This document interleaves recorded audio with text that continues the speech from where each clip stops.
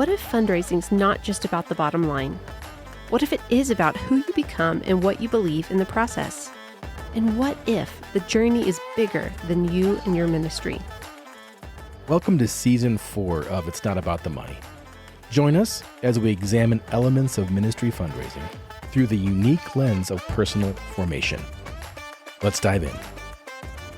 Welcome back to the show, everyone. Today we are recapping the episode that we recorded with Danny and Stephanie Gutierrez. It was so good to talk to them. It was a while ago, back in December, right? And then we were on their show in January, which is fantastic. You could look that up on the Modern Day Missions podcast if you want to go see us over there. For a while, at least in the front part of their season, we had the privilege of being maybe one of their most viewed, or most listened to. That was pretty encouraging. But I think there was only 3 episodes before us. That doesn't matter. No, it doesn't matter at all. We'll take that. So they had some great perspectives on fundraising as a married couple, but also just kind of doing ministry as a married couple. So looking forward to hashing that out today and recapping kind of what stood out. Yeah, I just want to start by saying you guys can probably hear this from listening to their episode, but they are just really genuinely delightful people. And I wished so much that we were able to record in person and then all go grab some coffee or dinner afterwards because they just seem so fun. Yeah. Wouldn't you agree? Yeah, absolutely. Absolutely. Kindred spirits. Yeah. And I think, they both mentioned that they have a background in communication. And I really think that you can tell because they communicate so well and so effectively, both with each other and then with us as well. So yeah, they were just really delightful people. And I really, really enjoyed our conversation. I think that initially it really struck me that they said they had no training when they launched into support raising. And even though Danny had grown up in a context of support-based work, he kind of believed that that would not be his future. Like they both were kind of like, nope, never. We don't want to do that. Right. I totally get that because that's how I approached my career. Is I was like, well, both of my parents are teachers and my grandparents are teachers and my brother's a teacher and my wife's a teacher. There's no way I'm going to do this. And then I promptly left the country and was a teacher. So sometimes the family business is kind of unavoidable. Yeah. Well, and just beware what you say you'll never do. Yeah, exactly. But I get that. I get not wanting to do that when that's just something that kind of exists in the background of your life and wanting to do something, kind of make your own mark on the world, maybe. Yeah, maybe so. But even if you didn't, even if you weren't not wanting to do something because others before you had done it, I think it's a really common obstacle for people that desire to go into ministry, but do not desire to raise support. And I appreciated how basically they took steps in what they felt like they were called to do. And over time, it's just kind of incredible to see how the Lord completely shifted the way they thought about it. Yeah, you said it's a common obstacle. Maybe it's even the biggest obstacle. Yeah, maybe so. Just by percentage of people who say no because of that. And they didn't have everything figured out from the beginning. But like you said, I'm also grateful that they were willing to push through it and continue on, even with kind of just 100% faith, very little training, and to see what would happen. Yeah. It struck me that they were living off of, what did they say, like $600 a month? Something like that. Yeah. When I heard that, I was like, holy cow, like that must have been your basic, like bare needs. Yeah. Food and clothing, shelter. Right. And I remember that part of the way the Lord holistically provided for them was that Stephanie was able to keep a part-time remote job. That's right. The first several years at least. And so I think it's an opportunity to affirm that sometimes that is part of your provision. But eventually she did move on from that. Right. And she was kind of freed up from that need to do that. Right. She was. Yeah. Yeah. So for them, that's how that played out.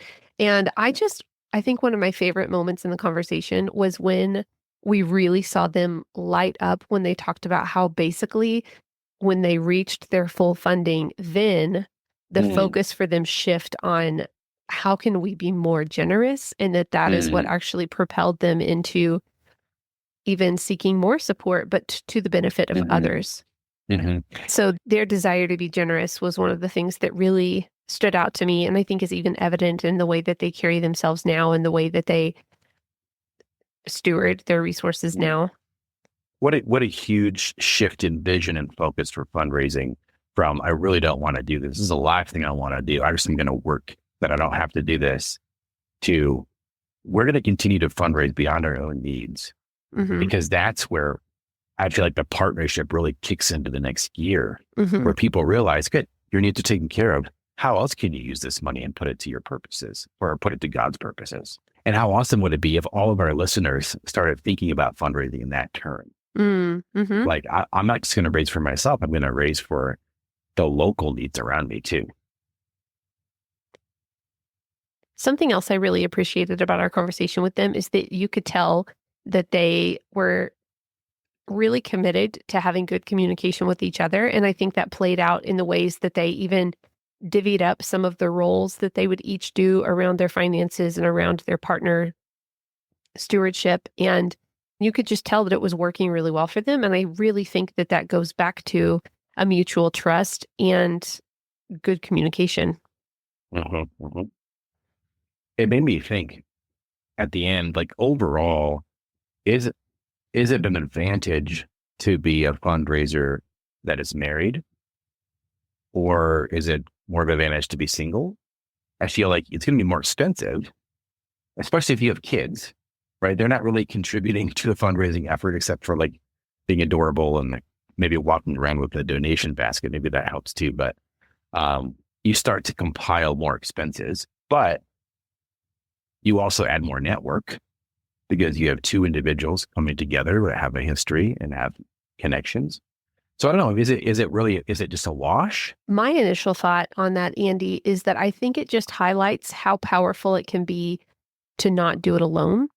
So I think that there's probably pros and cons in each situation, but I think that one of the common benefits that actually you don't have to be married, but might feel like a little bit more of a reach if you're single, is to just have someone that's committed to asking you hard questions, listening as you talk through obstacles, supporting you. So, within a marriage, our hope would be that the partners could do that for each other.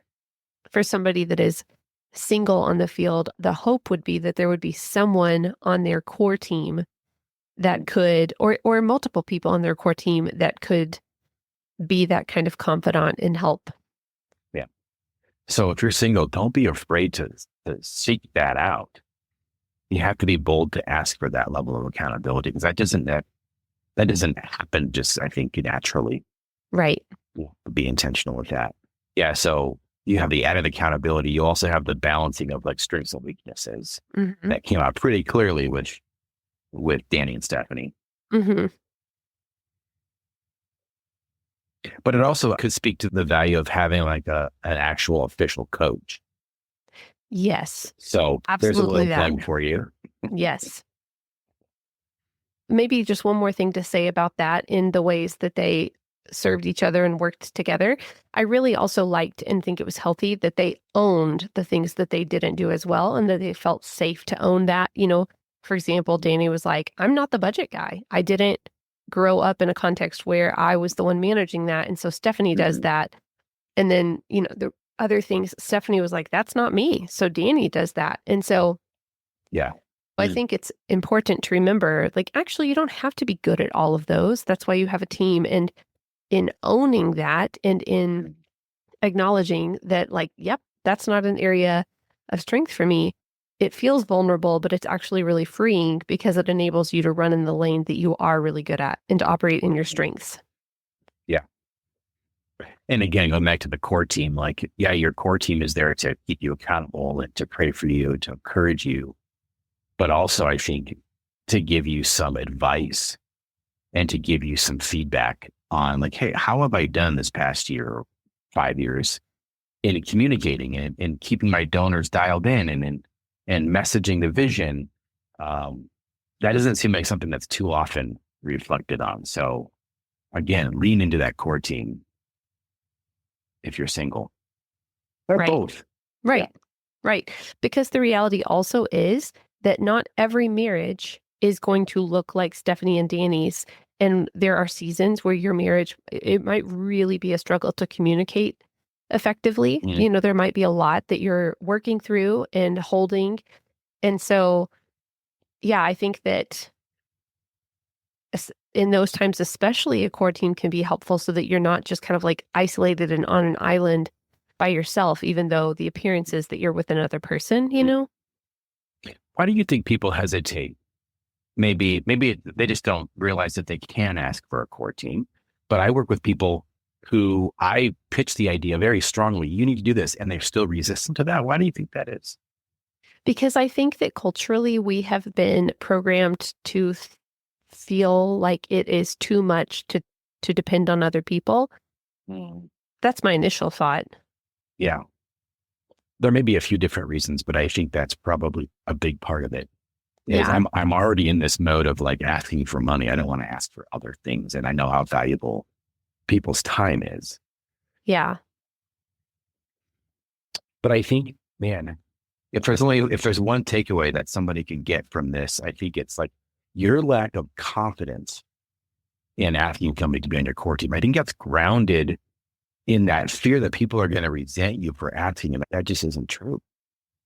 Well, and if it is true, that's not a problem with you asking. That's a problem with their own response, because people might resent and people might handle something as though it's a burden, but the call is actually to depend on each other in community, right? Yeah. So I think what it does is invites them to recalibrate. Is my response in line with love God and love others? Yeah. Because God has called people to give of their finances. He has called people to be a part of something with their time. So if you don't ask them, you're not giving them a chance to say yes. Right. And no is a completely appropriate answer. And I think people can feel confident in their no if that's not what God is asking of them. But I don't think that a heart resting in a confident no is going to find you a burden or resent you. I think they're going to say no from a place of conviction. And this is easier said than done, but I think we would gain so much ground if we just didn't take things personally. Yeah. But that's hard. It is hard. Yeah. And we get that. Yeah.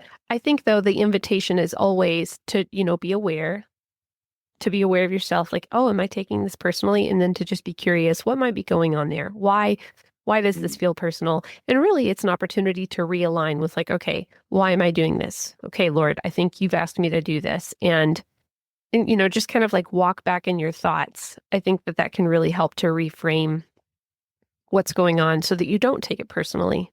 Right. Listen to those soundtracks. Analyze those soundtracks. Mm-hmm.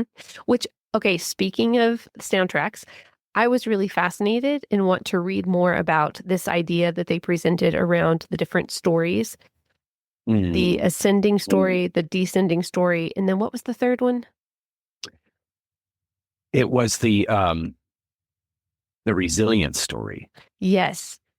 The ascending story, the descending story, and the resilient story. That was fascinating. Yes. I want to, my kids are getting older, but hopefully it's not too late. Like I want to impress that upon them too. Like tough things happen and they're going to continue to happen, but you serve a good and a faithful God. Mm-hmm. And it's really incredible.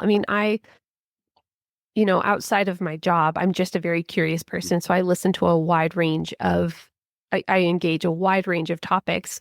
And one of the topics that I find really fascinating is just neurobiology, neuroscience, and how so much about our design works together, right? So it really does matter the thoughts that you think and the things that you speak. Not that we will things into being, or that we Sure. believe things into being in a, in kind of like a Kind of a mystical way.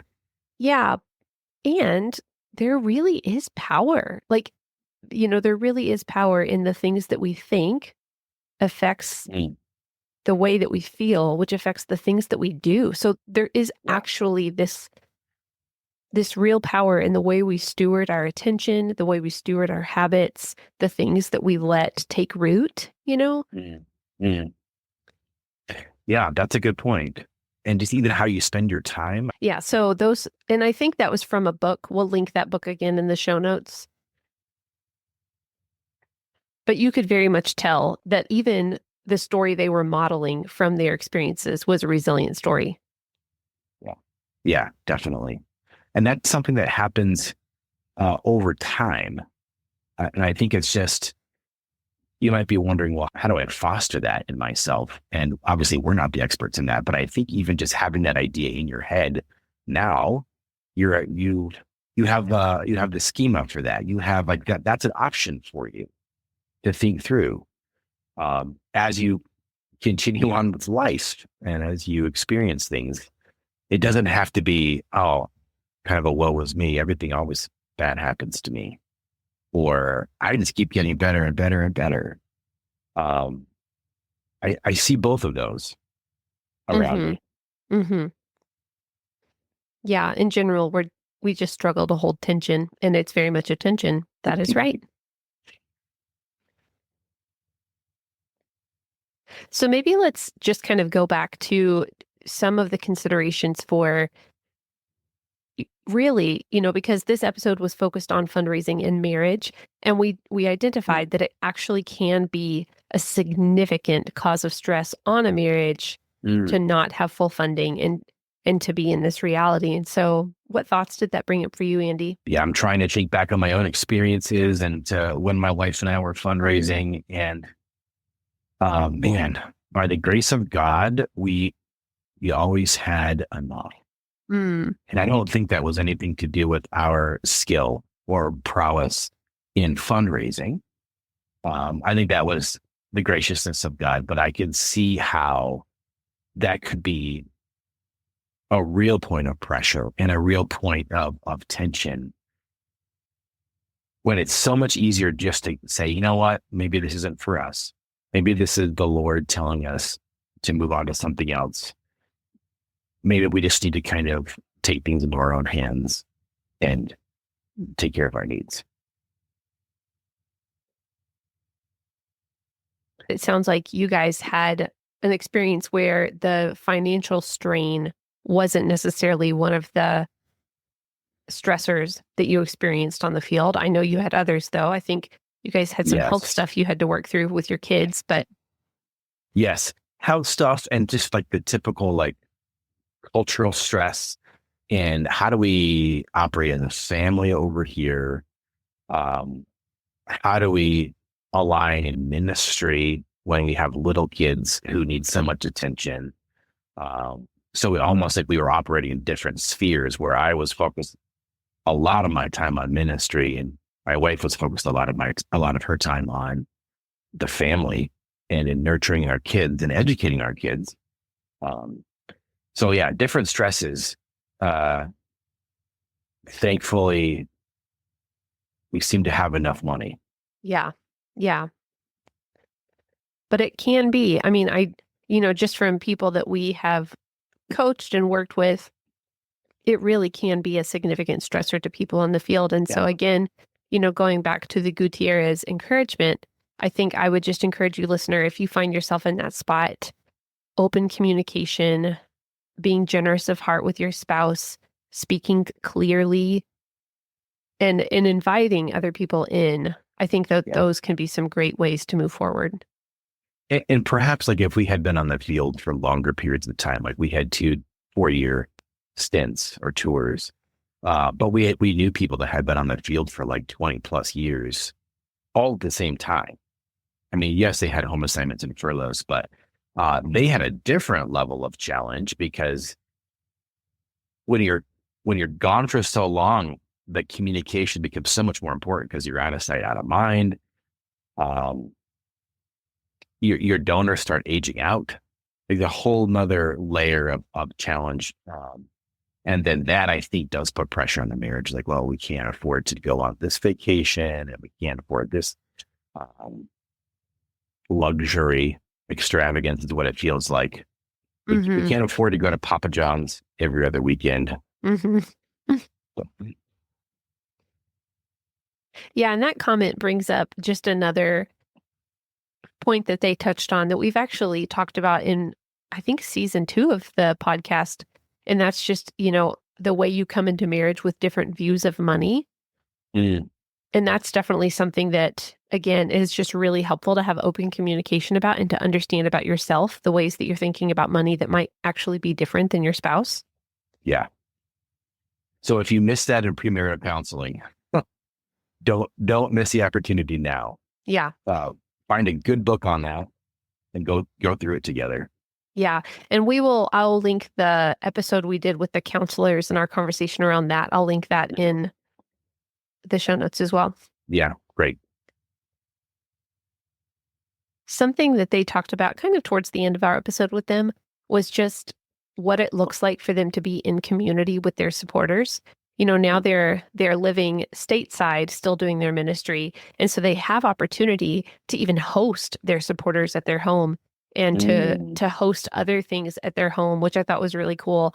And another of my favorite moments from the time we had with them was when they talked about how one of their supporters wanted to grow some herbs that they could then use in a dinner that they were preparing for these pastors that they were investing in. And I just loved that. I loved how out of the box it was. I loved how aligned it was with that supporter's passions. And honestly, just the long suffering probably isn't the word, but I loved that it wasn't just the supporter saying, like, here's some money for that. It was the supporter saying, I am going to nurture a plant for months so that when it's come to its fruition, when it's ripe, when it's fully grown, you can use it. And so how many times did that remind that supporter to pray for them or bring them to mind? Or, it's just a really embodied way to act out that to act out that partnership. Yeah, that was a great one. Yeah. What an encouragement to look beyond just the monthly check or the annual check and explore other ways for people to get involved. That feels so much better than handing money to those pastors, for example. I did something that facilitated. I gave you something fresh. I gave you something organic. This is going to bless your time together. Yeah. Yeah. Love that. Yeah. I thought that was really cool.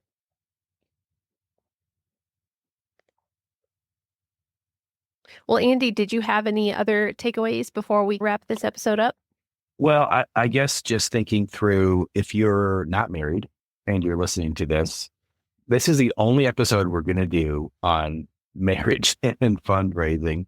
We realize, I think, that the majority of workers, of missionaries, are unmarried.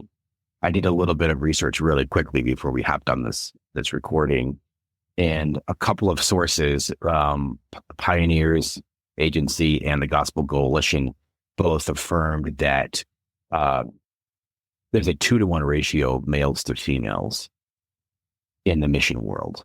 Wow. Right. And there's different reasons for that. We don't have to unpack that right now, but that just means that a lot of them are single.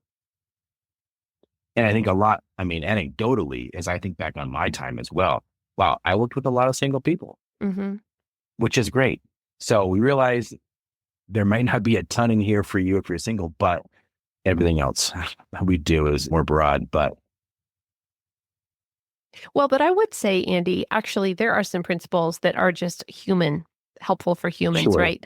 Yeah. Understanding and knowing yourself, knowing the way you think about things, the story that you tell yourself, whether it's, ascending, descending, or resilient. What it looks like to care for your partners, creative ways to have that expand beyond just the standard communication and and giving. I think if you are listening with a lens of what are some principles that just apply to being human, I really think there actually is a lot to gain. So I would encourage you to have that in mind. And also, we wanted to speak to marriages because we haven't really done that before. And it really can be a very dynamic piece of holistic health on the field or anywhere. And I guess this is where I'll just kind of plug again that Danny and Stephanie created a course called All Terrain Marriage. It's on YouTube. It is really fantastic. Like, they're so engaging, so easy to watch. It's free. And so for those of you that are married, I would really encourage you to check that out. And even if you are single, don't believe this falsehood that you're alone in this, and you have to do it alone, and that you should, for some reason, do it alone. There's more honor and dignity and kind of like, look what the Lord did through me. Like, that's ridiculous. Like, use the people around you that God's given you. Don't be afraid to ask. All right. Well, that wraps up our recap on the episode that we did with Danny and Stephanie. And we'll be back at you next week with a new episode. See you soon. It's Not About the Money is presented by Provisio Fundraising Solutions. Provisio equips support-based workers with flexible training, practical resources, and one-on-one coaching. Find out more at provisiofundraising.com.